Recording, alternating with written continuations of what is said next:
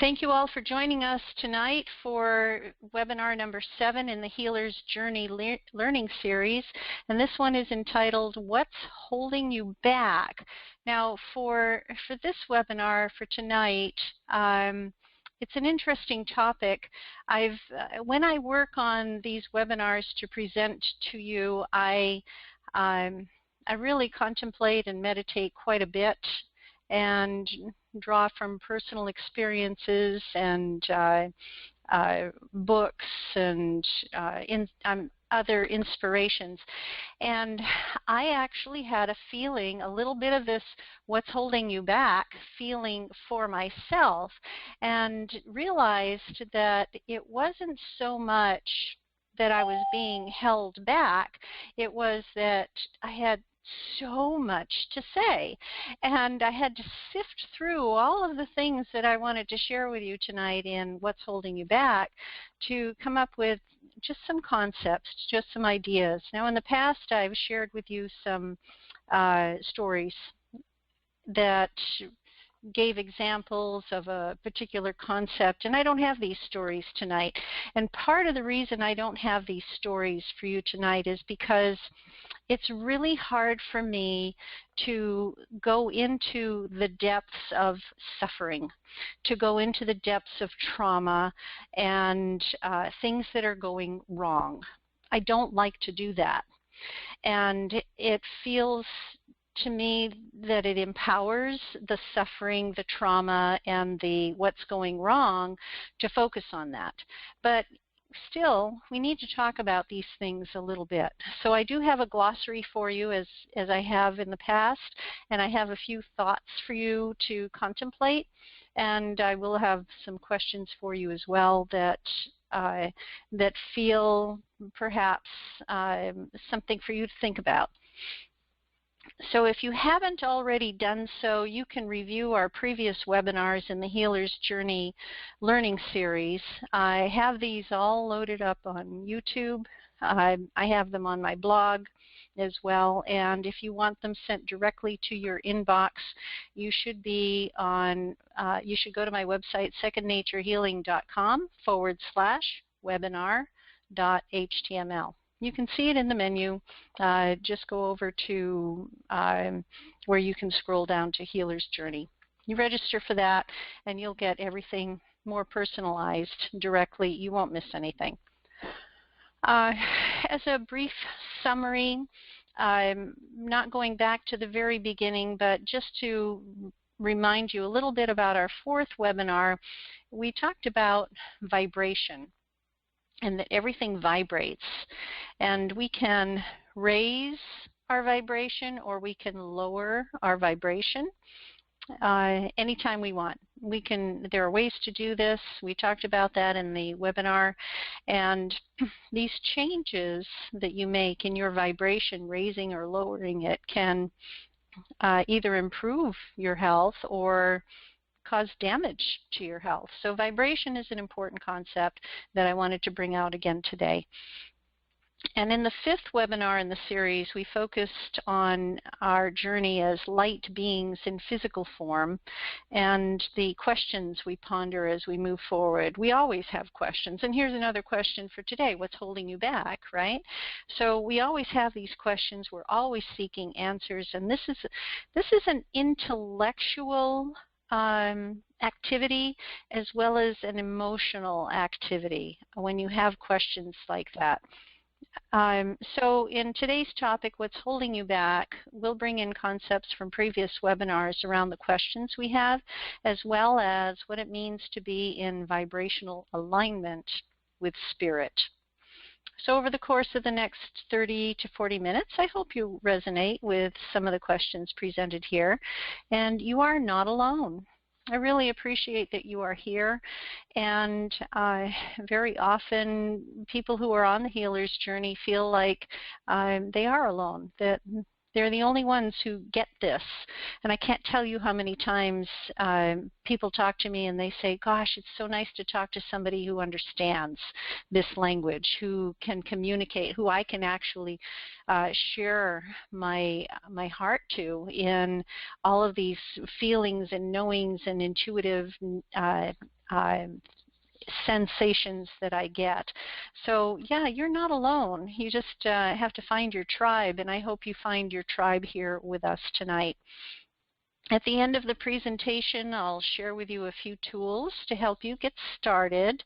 As always, there's always a chance to learn more, and we'll follow up next week with another webinar in the Healer's Journey series to touch upon another aspect of what it means to be a healer in today's world, and of course, offering tools for you to integrate.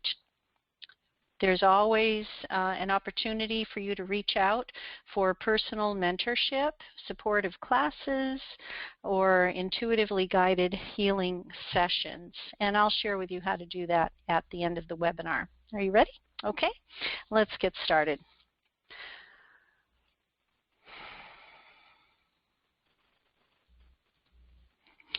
Of course, we like to proclaim in our, instead of a disclaimer, we have a proclamation for your intentions and powers, and I will say this every time.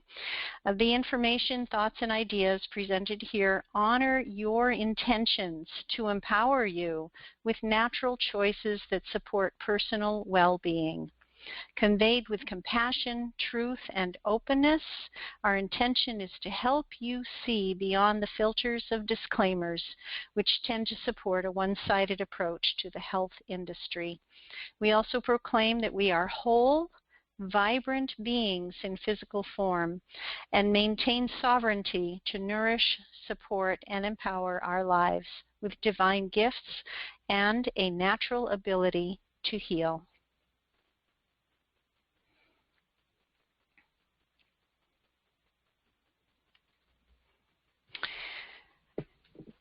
So holding back implies that there's no movement, when in fact we know that everything is moving or vibrating.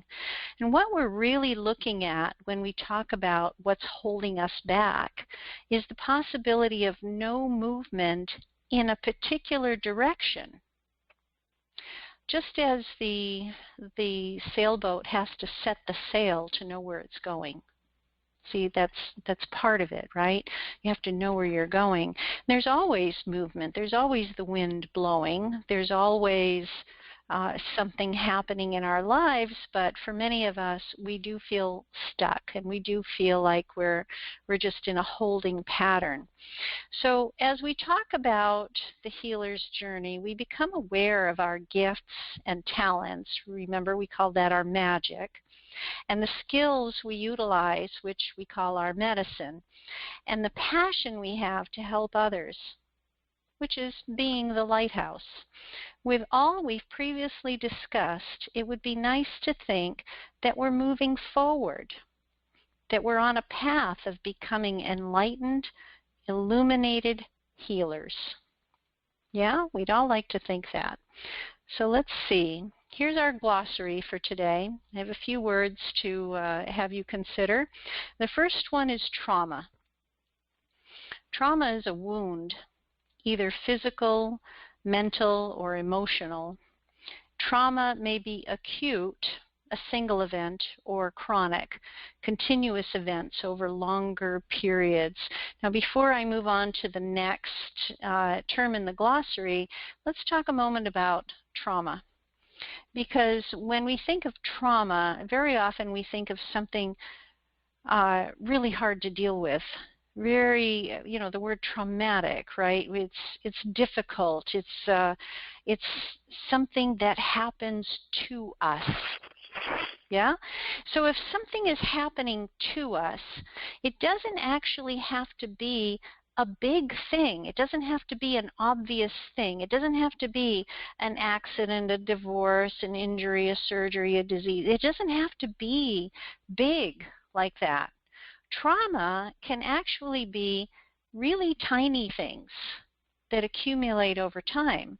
It can be the relationship you have with a person, perhaps how you feel about a particular situation.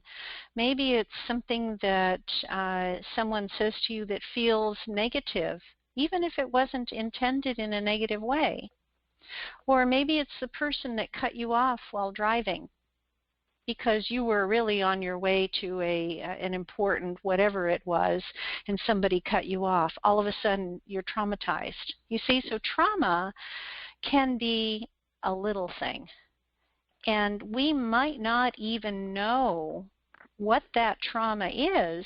We might have just tucked it away somewhere deep in our soul where it's not going to hurt us.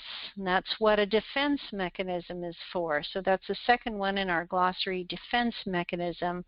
It's a way of coping with trauma or stressful situations.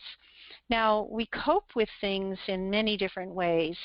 Now, you've heard of the F's, fight, flight, fear, or frozen. And these are all ways in which we deal with stuff so that we don't have to be traumatized. Well, if there's an argument going on around you in the office or in your home or something you don't want to deal with, do you get up and leave? Are you leaving? Are you using flight? Or do you engage in that conversation? Do you opt to fight? And do you opt to defend yourself? Are you defensive? Or are you perhaps fearful? Maybe you just stop talking. That's an interesting defense mechanism. People are saying something to you and you just stop talking. That's frozen, my friends. That's frozen. It's a defense mechanism. It's a way your body, your mind, protects itself from having to deal with whatever the trauma is, whether it's a big trauma or a little trauma or, something fairly innocuous. It's still an event, and your body is always, and your ego is always, and your spirit is always protecting you because you've set yourself up for that. Another one, tolerance. Tolerance is endurance or acceptance of something or someone, a belief or practice, a person, a situation. Permitting beliefs or actions different from your own. Tolerance is allowing. We are all tolerant of some things that do not serve us. We are tolerant of things that we do for ourselves or maybe against ourselves. We allow these things to happen. And why do we do that? Well, it's a way of surviving in the world, right? And some things, sometimes tolerance, okay, this is great. We're going to tolerate the mess on the kitchen table because the person who is leaving the mess on the kitchen table is a really hard-working person, and this is the only space that they have to work. Okay, so tolerance, no problem. You see? But are you tolerating something else? Are you accepting something that really is bothering you and you've just kind of tucked it away somewhere and you haven't dealt with it? So tolerance can be a good thing, a fine thing. It can also be one of those things that will fester. It can be a wound. It can be traumatic. Karma is the next word I brought up here for you. You've all heard about karma. It is a belief that the issues, challenges, lessons, and experiences and soul connections stay with you from one lifetime into another as a way of developing the soul. When we think about karma, we think about, gee, have I been in another lifetime with my husband? Have I shared this lifetime with my friend before? Has my sister ever been my mother or my daughter? in another lifetime. So these relationships are something that, with the belief of karma, we keep working with each other from one lifetime to another to develop the soul. And so what is developing the soul? We need to also talk about that. What do you mean by develop the soul, right? Well, the soul is actually an extension of God consciousness. Spirit, God, whatever you want to call that universal energy of divinity, it exists in everything. It exists as all that is. It exists as the energy that is the life force in trees, in animals, in the earth, in the sky, in water, in everything. And in us, in our soul, that's the way that God expresses himself, herself through us. And so we are allowed here, we are encouraged to develop the soul, because in developing the soul we are also creating more connection. We're making God bigger is what we're doing. God's already pretty darn big, right? The biggest. But we, through our experience, contribute to that. We make that network strong. We make those connections strong. And so we have opportunities now to become closer to the one by being more part of the one. Now, we could probably spend many books talking about karma, many webinars talking about karma. It's a big deal. It's kind of fun to explore, and I would encourage you to read something more about karma. But as a glossary word for today, I just want to say that we all have choices and opportunities for growth. We're on a free will planet here. We don't have to deal with anything if we don't want to. But if we want to, we have choices, we have opportunities that come along. And so if we accomplish an aspect of soul growth, once you get it, once you learned the lesson, you don't have to repeat that anymore. And those lessons and experiences that are not taken care of, not learned in this lifetime, may be presented in another lifetime. Presented. We have a choice. We can do this. Now, I was speaking recently with a dear friend of mine who is such a brilliant woman, and I shared with her that I know somebody whose daughter is going through a very serious health challenge with her choice to not eat food.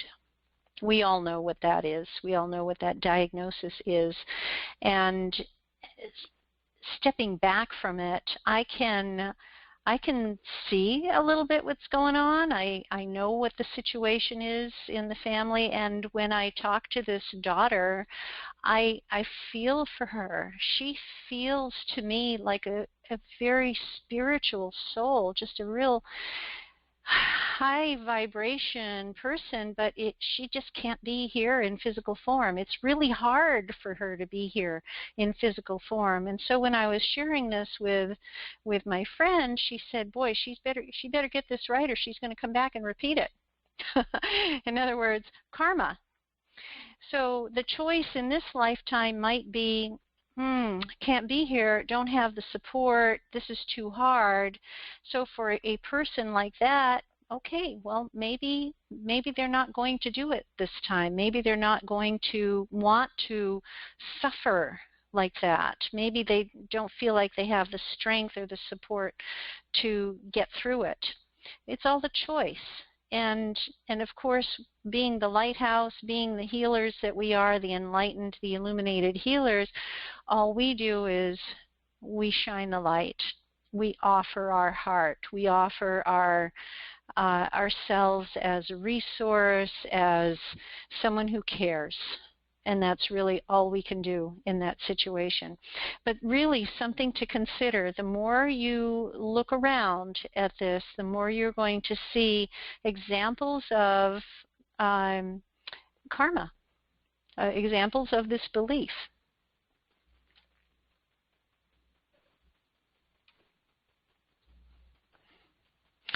Now here's a quote from Dr. Joe Dispenza.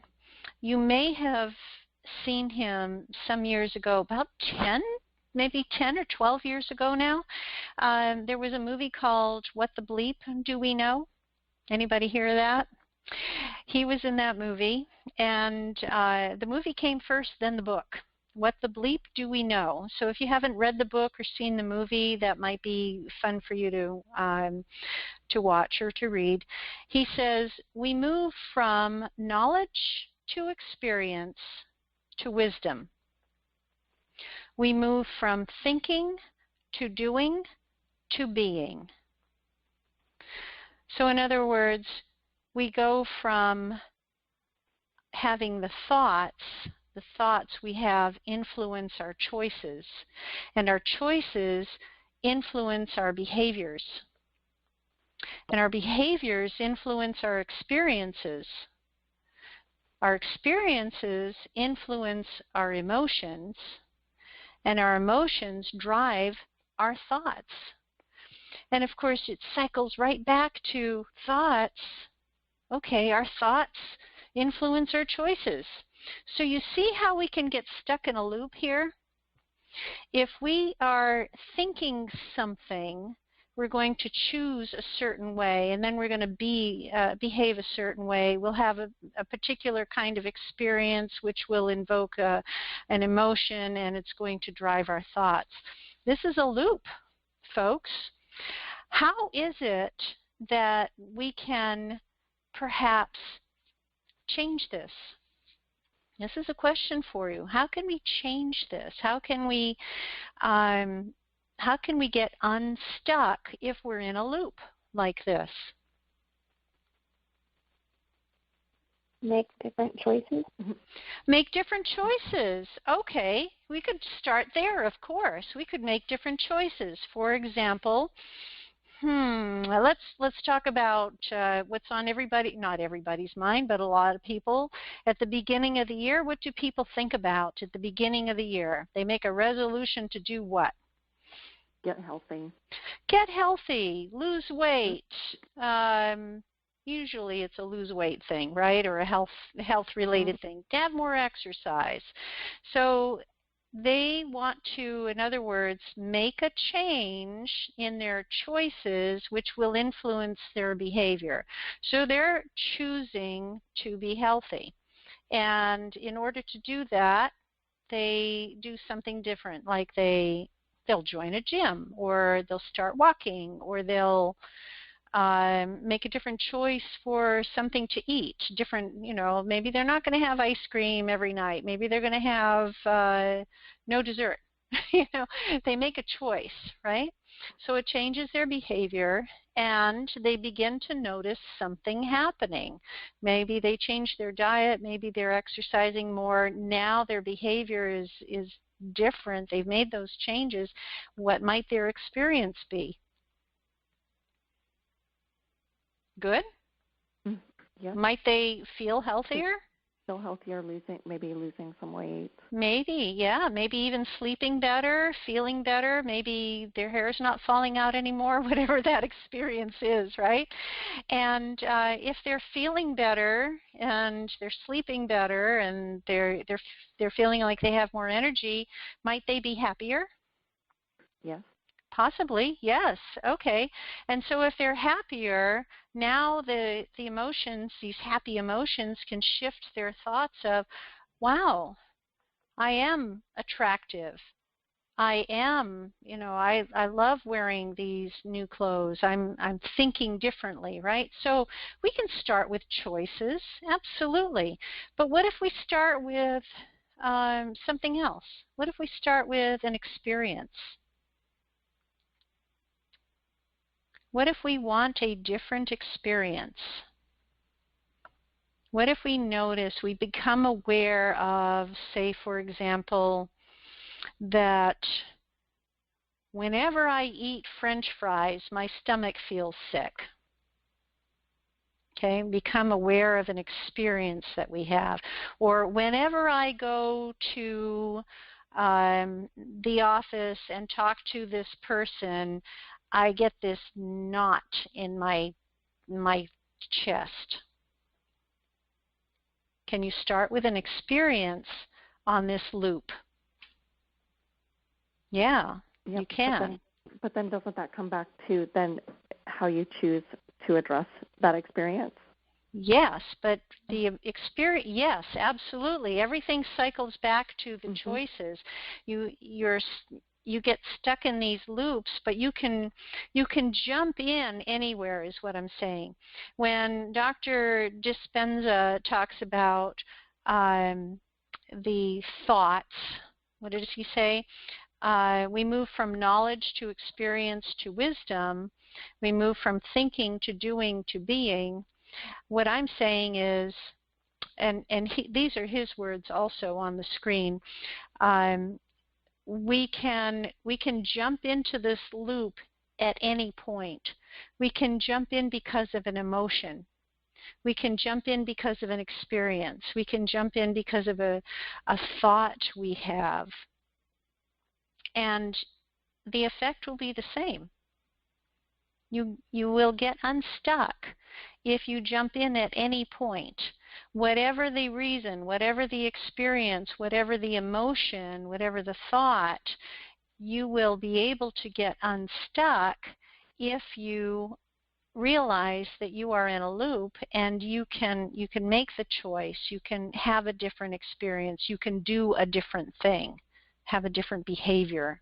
You can do all of these things, and this is one of the most valuable slides in this presentation today, because this is the pattern that people have of being stuck, of being held back. What you keep doing, you will always keep doing until you choose not to do it anymore, or until something happens that changes your way of thinking or gives you a different experience. There's a law about this, momentum. An object will remain in motion until acted upon by another force, right? You'll keep doing this loop until something else happens. Your awareness changes, or somebody says something to you, or you feel differently about it. Okay? Yes. This is a mind to body to soul loop. And I love what he has said here, that we move from thinking to doing to being. We're talking about being healers. We're talking about being illuminated healers, ones who have this awareness and this beautiful light body that we have all these skills and knowledge, and that we can just be in the world and be amazing and wonderful and contribute positively to the growth of humanity, to the healing of the earth, and to the spirituality. So we're looking at the value of the soul, and he's saying it starts with the mind, your intellectual mind, and you incorporate it into your body, and it becomes part of your soul. So that's what Dr. Dispenza is saying. So if there's anything holding you back, I just want to reiterate, you can begin anywhere on these chain of events. I've brought together some images for those of you who can see or want to see the webinar later, some pictures that will bring about some experiences that we've all had. Here's a picture of a baby getting a massage. Wow. I don't know if my mom massaged me when I was a baby, but I know she held me all the time. I know that when my kids were born, I couldn't put them down. Touch is so important, right? But what about the baby who isn't receiving that kind of experience? Do they thrive? No. If there's no touch, there is no reason to live. There's no instinct to thrive. And so touch becomes one of our very first experiences. The feeling, being touched creates the feeling of being cared for, feeling safe, feeling held, feeling loved. So touch, really important. Here's a happy family with a dog in the middle, right? I know these people. And they, you know, you can't tell by the picture that there might be something else going on, but right here in this moment, boy, are they happy. They are experiencing joy of life, right? And so in sharing the good times together, these experiences fortify us for when we are challenged. Here's a child playing Frisbee with the dog, looking eyeball to eyeball, and I think that that dog knows something. In looking at that child, it's like, okay, I'm not taking my eyes off you. I think that dog is more interested in the participation with the child than with the Frisbee. Totally. Soul to soul, heart to heart. Those two are probably inseparable. Now, what kind of memories would that child grow up with when encountering other animals somewhere down the road? Do you think they'll be good experiences? Do you think that child loves animals? Probably, right? Do you think as an adult that person will also love animals? Probably. Yeah, because the experiences for this individual, for this soul, are positive with animals. And I know that there are many people who don't have that positive experience with animals. But the choice, if there is a choice to be had for the person who doesn't have a connection to animals, well, perhaps there can be an awareness of, all right, I'm not comfortable with animals, but I'm going to make sure my kids are comfortable with animals, because even though I can't get over my fear, I know that it's really good to have animals around. Okay, we'll take that. That's okay. We understand that there's trauma, whatever trauma or fear you have experienced, you recognize that, you're working on it, but you know that this trauma isn't helping you in your life, and you're not going to let it influence your kids. Perfect, lovely, wonderful. And that's part of your path, part of your soul connection, to get over that trauma enough to allow others to have a positive experience. Now, these people here, aging well together, friendship, out having exercise together, common interests, these are great experiences that can actually get you out of a loop as well. Having relationships with friends who have common interests are very positive. Remember, you're not alone. It doesn't mean that you have to be considered an illuminated healer. It can be that you are a good friend, and that in itself has a healing quality. Now, what happens if we take a look at the cellular level, or deep in the subcellular level? This is a picture of, an illustrated picture of DNA. And the emotions, we read, we know this, we experience this with the different books that I've talked about, not just the biology of belief, but also the molecules of emotion. They actually affect our DNA. They affect the core of what makes our cells, not only the DNA, but also our vulnerability to infection, to viruses. This is an illustrated picture of red blood cells, and floating in around the red blood cells are these little viruses, these infected cells that have viruses all over them. This is a picture of neurons, your nerve cells, and we can see that the connections are here and a lot of space between them. Now, what causes new neural pathways, new connections between nerve cells is new choices, new experiences, new thoughts. When we are stuck, when we can't move forward, there's actually a cellular happening, something happening with the nerve cells in the brain that forms a pattern. And you have the ability to create new patterns in your brain by having new experiences, by having new thoughts, and by having new emotions. There is a physical reason for this. So you can actually change the way you live and move forward when you get out of that loop. There's a physiological difference. There's a difference in your body, and even in your cells and even in your DNA, there's a difference that can be measured. Now that's the scientific, what can we see, but there's more to it than that.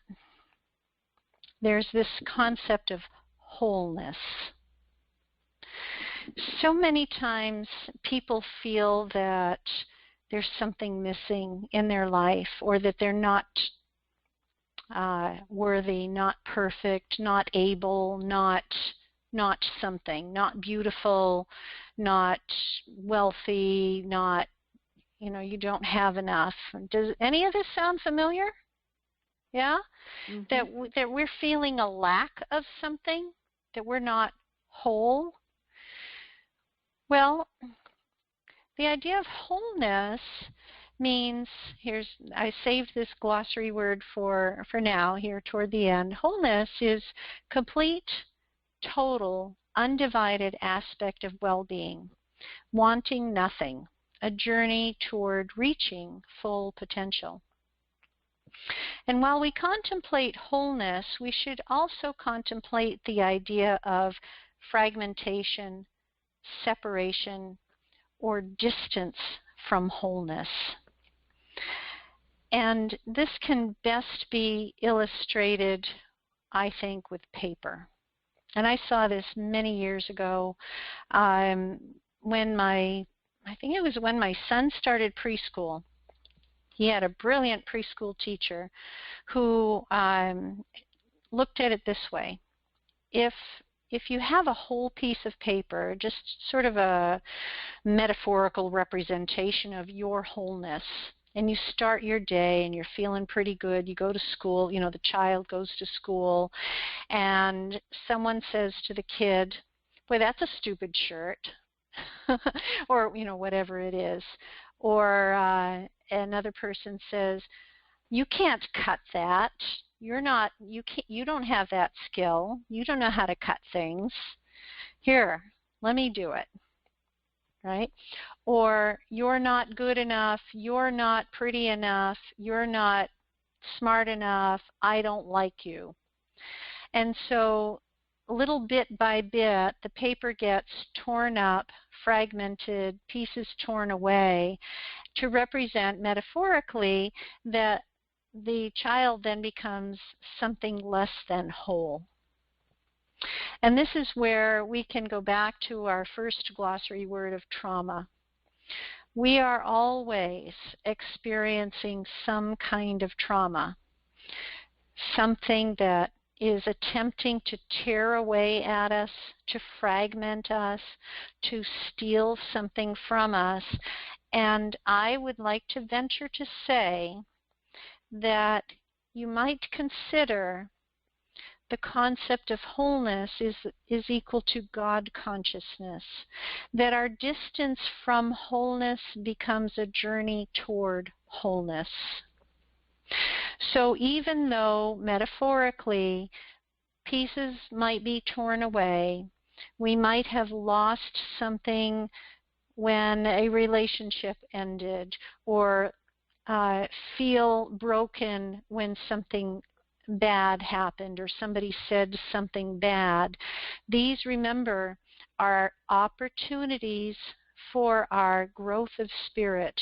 These are choices that we can make to bring us closer to God consciousness, closer to that feeling of wholeness. And even with that said, even with that, we are whole. We should never really consider ourselves as anything less than whole. We should be, here, let me go back to that picture of that person there, that one who feels wonderful, that is soaking up the sunlight, that has arms spread wide and heart to the sky. That feeling of wholeness is who we really are. And the journey we have may feel like we're trying to get there. That's okay if we're on that journey, that we're trying to get there to that feeling, but know that you're already there and the journey becomes easier. Surrender, in other words, surrender to the feeling of wholeness, the feeling of God consciousness. Now, there's one more concept I want to share with you about suffering.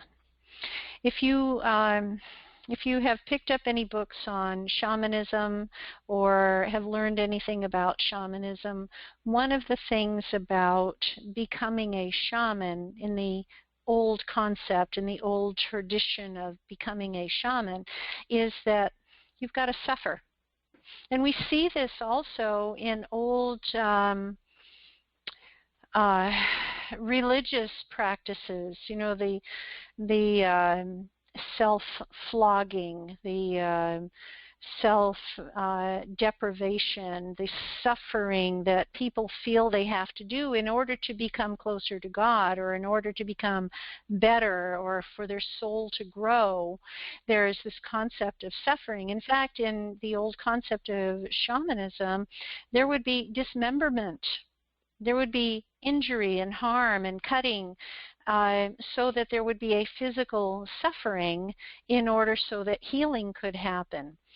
We're not doing that anymore, right? We don't have to do that. Oh, thank goodness. Thank God we don't have to do that anymore. We're already in the thick of things. We're in the soup where there is plenty of suffering going on around us. But know that in order to become the illuminated healer, you actually don't have to suffer. I'll say that again.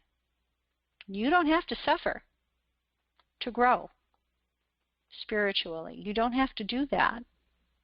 We choose to do that sometimes. We choose that, but you don't have to do that anymore. So you can become the illuminated healer without suffering. That's something for you to contemplate the rest of the week, maybe the rest of your life.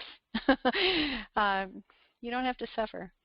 And for those of you who are on my list, I'm going to send you a picture that will illustrate this. We talked about self-healing last time and what are the tools available to you as illuminated healers to heal yourself, and how can you use these tools to step into your power as illuminated healers. So I have a different list for you today. Become aware. What are your habits? How do you feel about yourself? How do you feel about others? So awareness is one of your first tools. The second one, change one thing. Change a thought. Change a practice. Change a habit. Then make it effortless. How do you make a habit effortless? By doing it all the time. Going to the gym all the time, or saying positive things all the time, or eating foods that are good for you. Making those changes that you've chosen to do, make them effortless. They become effortless when they are a habit, when you don't have to think about it anymore. Did you ever forget a phone number or a PIN code or whatever, and you hold the phone in your hands and your body remembers what to do? Your body will dial the number. Your body remembers how to write something. When you first learned how to make letters, it took a lot of effort. But now you can write effortlessly, right? So make your new thing that you're changing effortless. Number 4, find what feels good. What brings you joy? Remember, I told you don't have to suffer. So what I'd like you to do is find what feels good. What brings you joy? And the fifth thing, know that you are whole. And as you see yourself as whole, everything you do will come into alignment with that truth. I am telling you now, you are whole, you are beautiful, you are worthy, you are loved. You have everything you need.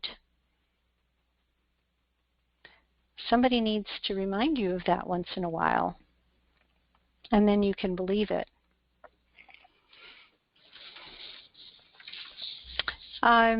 This is a picture of our new space. We're starting classes January 14 and 15. And that's Reiki 1 and Reiki 2 on the 14th and 15th. And then later, at the end of the month, we're doing a launch, an open house, a launch. We're going to be sending out details of the launch for that soon. And the first part of the open house will be only for our students. And we'll do something special with our students. So if you are not a student, you are still welcome to come after that. If you are a student, or if you are still not a student, take a class, become a student. You are a student if you have taken any kind of class from us at all, ever. And the Illumination Reiki classes will also begin soon. Illumination Reiki is a program that my daughter and I have developed. It is a certification program that people who are eligible to take these classes are people who are tuned to Reiki 1 and 2 training. This is an exciting step in our offerings that incorporates shamanic energies and practices with divine practices, with symbols that we have channeled, with information, and it brings Reiki to a whole new level of being within us. It is embodied Reiki. So we're really excited about that. Would love to talk to you more about that. And I ask, where will your path lead you? Where will your path lead you? I'll say it that way today. Where will your path lead you? And you can get started on your path as Illuminated Healers. The best way to reach me is on my website, secondnaturehealing.com. You can email me, rosemary@secondnaturehealing.com. I think most of you are registered on my website for the Healer's Journey. If you're not, there is the website once again. And I just thank you so much for being here. I will stay on the line a few more minutes to chat with you, and we'll end the recording now.